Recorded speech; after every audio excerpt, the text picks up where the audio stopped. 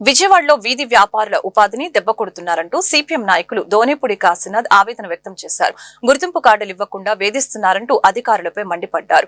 గుర్తింపు కార్డులు ఇవ్వకుండా వీధి వ్యాపారస్తుల్ని పంపించివేయాలని ప్రభుత్వం చూస్తుందని అన్నారు. ప్రభుత్వ నిరంకుశ విధానాలకు వ్యతిరేకంగా మే 5న చెలో కార్పొరేషన్ కార్యక్రమాన్ని చేపట్టనున్నట్లు వెల్లడించారు. వారం సిపిఎం రాష్ట్ర కార్యాలయం శ్రీ భవన్ లో దోనేపూడి కాశీనాథ్ ఆధ్వర్యంలో మీడియా సమావేశం నిర్వహించడం జరిగింది.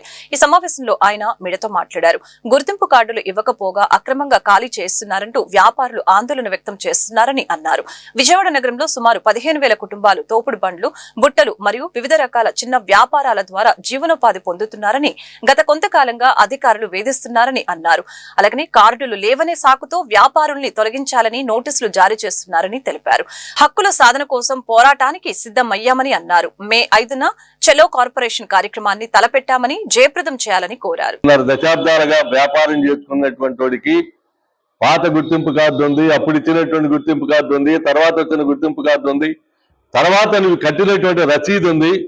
ఇందున్నా కూడా మీరు ఎవడో లేదని చెప్పనేటువంటిది ఇవ్వకపోవడం మీది తప్పు తప్ప మాది కాదు. అందుకని మా గుర్తింపు కార్డు ఇవ్వండి అని చెప్పనేటువంటి పేరుతో, అలాగే ముద్రాల ఊళ్ళు అని చెప్పనని మోడీ గారు చెప్పేవాడు అంతకుముందు. మరి ఇప్పుడు ముద్రాల ఊళ్ళు ఏమేమియో తెలియడం ఈ రెండో దశలో ఈయన వచ్చిన సందర్భంలో వడ్డీ లేనటువంటి రుణాలని మేము స్వయం ఉపాధి కోసం సెల్ఫ్ ఎంప్లాయ్మెంట్ స్కీమ్ కింద బతుకుతూ ఉన్నటువంటి వాళ్ళం, నిరుద్యోగులుగా ఉన్నవాళ్ళం, మా బిడ్డలు కూడా దీని మీద ఆధారపడి చదువు ఉన్నా లేకపోయినా దీని మీదే మా కుటుంబాలు ఆధారపడి బ్రతుకుతూ ఉన్నాయి. కాబట్టి వడ్డీ లేని రుణం ఇవ్వండి అని చెప్పనేటువంటిది ఓ డిమాండ్గా ఈ రోజు ముందుకు తీసుకొస్తా ఉన్నారు. అధికారుల వేధింపులు, పోలీసులు పెట్టి కేసు పెడుతున్నారు. నెల వాళ్ళ కేసులు కావాల్సి వచ్చినప్పుడల్లా ఆ కట్టినటువంటి రిసీట్స్ కూడా ఉన్నాయి వీళ్ళ దగ్గర. కాబట్టి ఇలాంటి వేధింపులు ఆ టూట్ అని చెప్పనేటువంటి పద్ధతుల్లో కాకుండా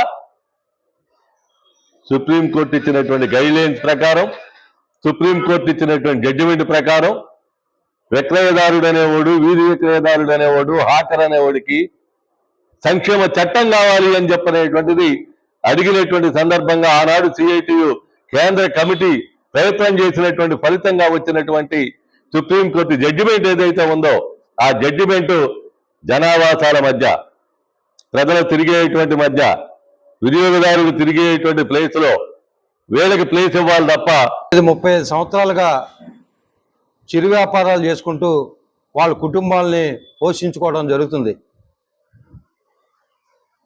కడుపు నింపు కోసం చేసుకున్న చిరు వ్యాపారస్తులపై గతంలో ప్రభుత్వం, ఈరోజు అధికారంలో తెలుగుదేశం కూటమి ప్రభుత్వం చిరు వ్యాపారస్తుల్ని దెబ్బకొట్టి వాళ్ళని లేకుండా చేయాలని చెప్పిన కుట్రలో భాగంగా ఈరోజు ప్రభుత్వాలు ప్రయత్నం చేస్తున్నాయి.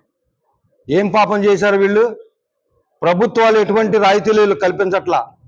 వీళ్ళే ప్రైవేటు వ్యక్తుల దగ్గర అప్పులు తెచ్చుకొని, వడ్డీలు తీసుకొని వ్యాపారాలు చేసుకుంటూ వాళ్ళ కుటుంబాలను పోషించుకుంటున్న నేపథ్యంలో గతంలో కొన్ని సంవత్సరాల పాటు ఆఖరులందరికీ గుర్తింపు కార్డులు ఇవ్వాలని చెప్పని సిఐటియు చిరు వ్యాపారస్తుల తరపున అనేక పద్ధతుల్లో సచివాలయాల్లో దరఖాస్తులు పెట్టారు.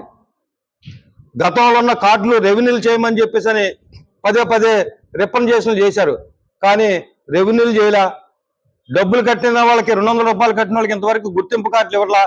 కానీ ఈరోజు మున్సిపల్ అధికారులు మీకు గుర్తింపు కార్డులు లేవు, మిమ్మల్ని ఇక్కడి నుంచి తీసేస్తామని చెప్పేసి